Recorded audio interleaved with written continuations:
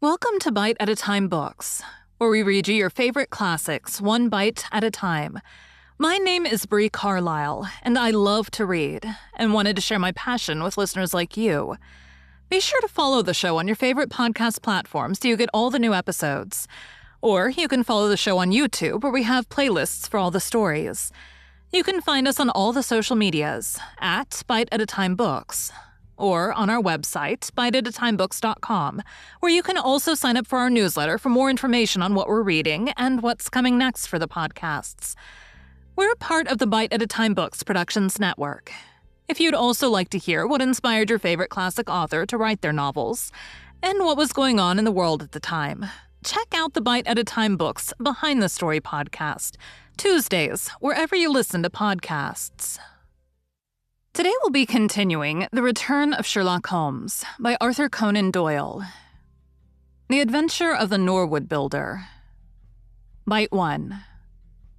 From the point of view of the criminal expert, said Mr. Sherlock Holmes, London has become a singularly uninteresting city since the death of the late lamented Professor Moriarty.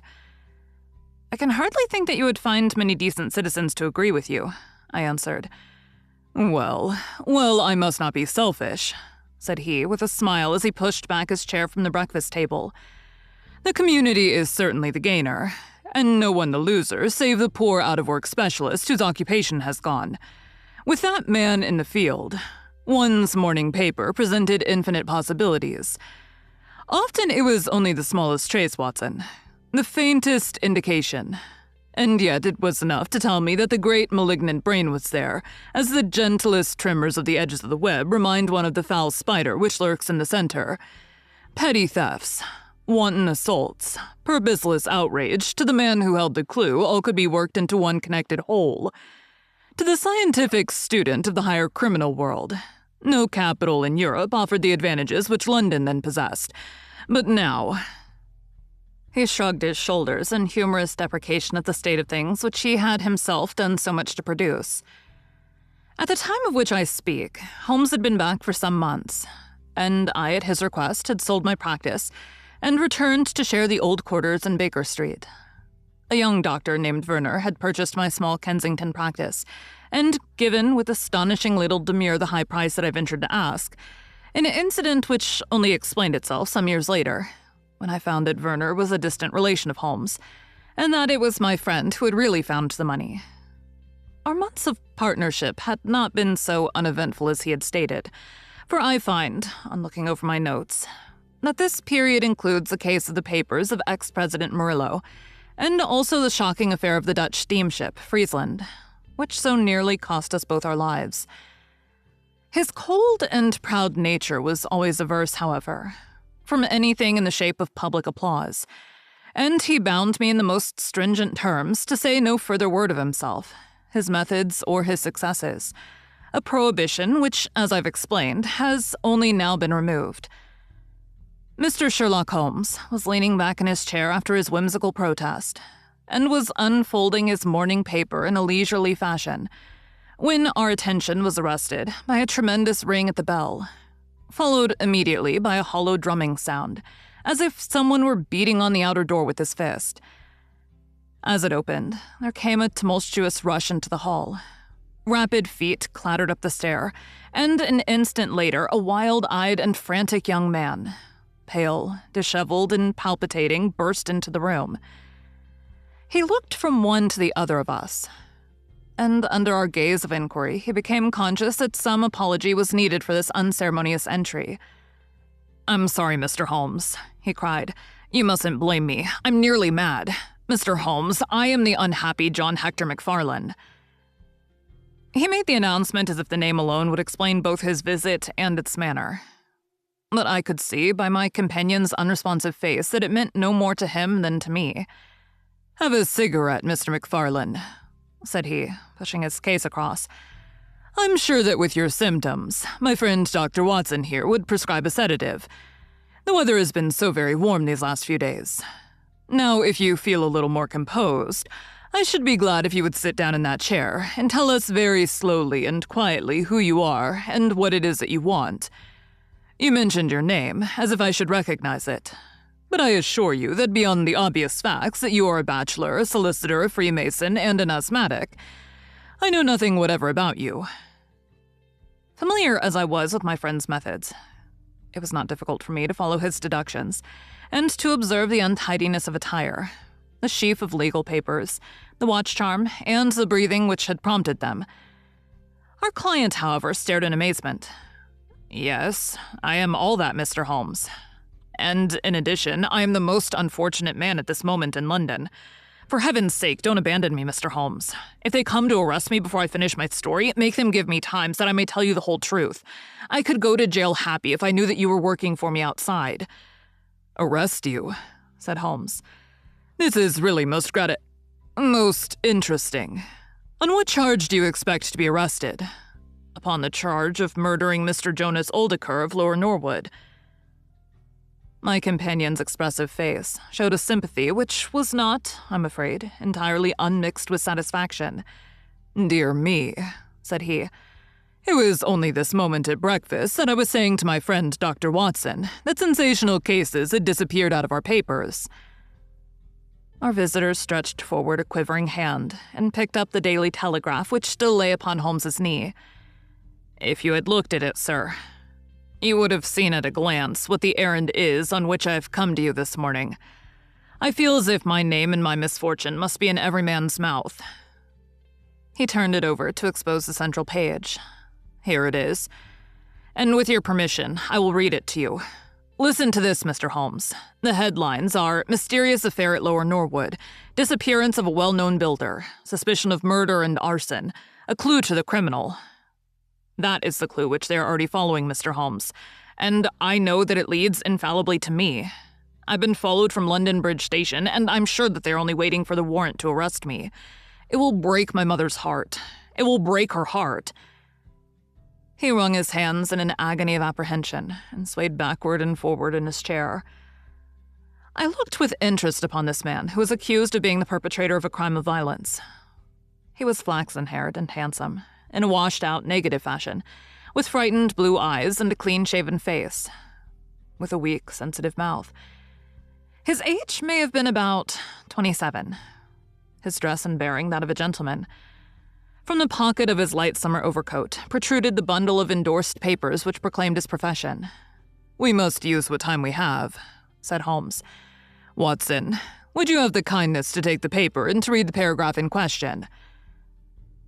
Underneath the vigorous headlines which our client had quoted, I read the following suggestive narrative. "Late last night, or early this morning, an incident occurred at Lower Norwood which points, it is feared, to a serious crime. Mr. Jonas Oldeker is a well-known resident of that suburb where he has carried on his business as a builder for many years. Mr. Oldeker is a bachelor, 52 years of age, and lives in Deepden House, at the Sydenham end of the road of that name. He has had the reputation of being a man of eccentric habits, secretive and retiring. For some years he has practically withdrawn from the business, in which he is said to have amassed considerable wealth. A small timber yard still exists, however, at the back of the house, and last night, about 12 o'clock, an alarm was given that one of the stacks was on fire. The engines were soon upon the spot, but the dry wood burned with great fury, and it was impossible to arrest the conflagration until the stack had been entirely consumed. Up to this point, the incident bore the appearance of an ordinary accident, but fresh indications seemed to point to serious crime. Surprise was expressed at the absence of the master of the establishment from the scene of the fire, and an inquiry followed, which showed that he had disappeared from the house. An examination of his room revealed that the bed had not been slept in, that a safe which stood in it was open, that a number of important papers were scattered about the room, and finally that there were signs of a murderous struggle, slight traces of blood being found within the room, and an oaken walking stick, which also showed stains of blood upon the handle. It is known that Mr. Jonas Oldeker had received a late visitor in his bedroom upon that night, and the stick found has been identified as the property of this person, who is a young London solicitor named John Hector McFarlane, junior partner of Graham and McFarlane of 426 Gresham Buildings, E.C. The police believe that they have evidence in their possession which supplies a very convincing motive for the crime, and altogether it cannot be doubted that sensational developments will follow. Later, It is rumored as we go to press that Mr. John Hector McFarlane has actually been arrested on the charge of murder of Mr. Jonas Oldeker. It is at least certain that a warrant has been issued. There have been further and sinister developments in the investigation at Norwood. Besides the signs of a struggle in the room of the unfortunate builder, it is now known that the French windows of his bedroom, which is on the ground floor, were found to be open.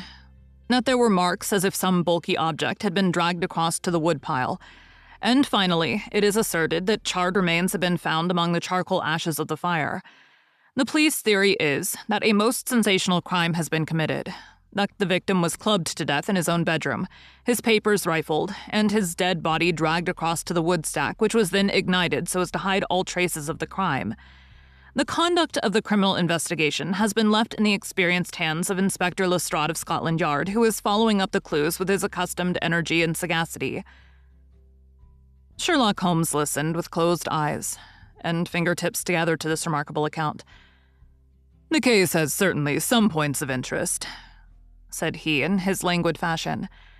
"May I ask, in the first place, Mr. McFarlane, how it is that you are still at liberty, since there appears to be enough evidence to justify your arrest?" "I live at Torrington Lodge, Blackheath, with my parents, Mr. Holmes.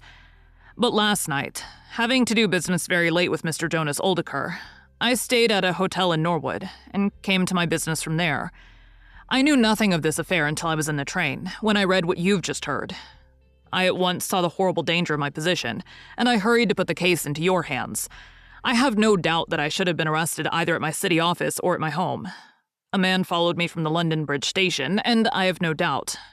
Great heaven, what is that?" It was a clang of the bell, followed instantly by heavy steps upon the stair. A moment later, our old friend Lestrade appeared in the doorway. Over his shoulder, I caught a glimpse of one or two uniformed policemen outside. "Mr. John Hector McFarlane," said Lestrade. Our unfortunate client rose with a ghastly face. "I arrest you for the willful murder of Mr. Jonas Oldeker of Lower Norwood." McFarlane turned to us with a gesture of despair, and sank into his chair once more, like one who is crushed. "One moment, Lestrade," said Holmes. "Half an hour more or less can make no difference to you, and the gentleman was about to give us an account of this very interesting affair, which might aid us in clearing it up." "I think there will be no difficulty in clearing it up," said Lestrade grimly. "Nonetheless, with your permission, I should be much interested to hear his account." "Well, Mr. Holmes, it is difficult for me to refuse you anything, for you've been of use to the force once or twice in the past, and we owe you a good turn at Scotland Yard," said Lestrade. "At the same time, I must remain with my prisoner, and I'm bound to warn him that anything he may say will appear in evidence against him." "I wish nothing better," said our client. "All I ask is that you should hear and recognize the absolute truth." Lestrade looked at his watch. "I'll give you half an hour," said he. "I must explain first," said McFarlane, "that I knew nothing of Mr. Jonas Oldeker. His name was familiar to me, for many years ago my parents were acquainted with him, but they drifted apart. I was very much surprised, therefore, when yesterday, about 3 o'clock in the afternoon, he walked into my office in the city. But I was still more astonished when he told me the object of his visit.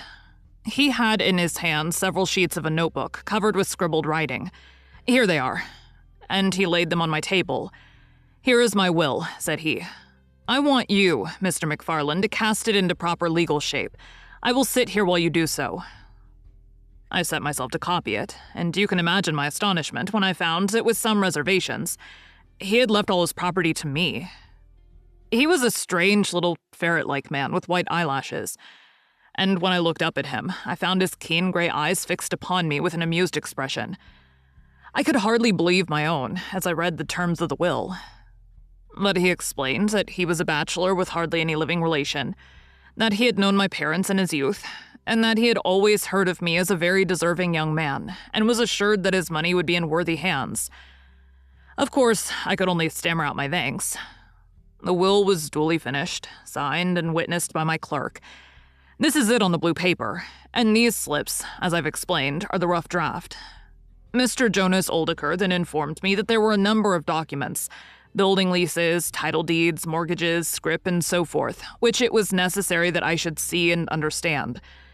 He said that his mind would not be easy until the whole thing was settled, and he begged me to come out to his house at Norwood that night, bringing the will with me, and to arrange matters.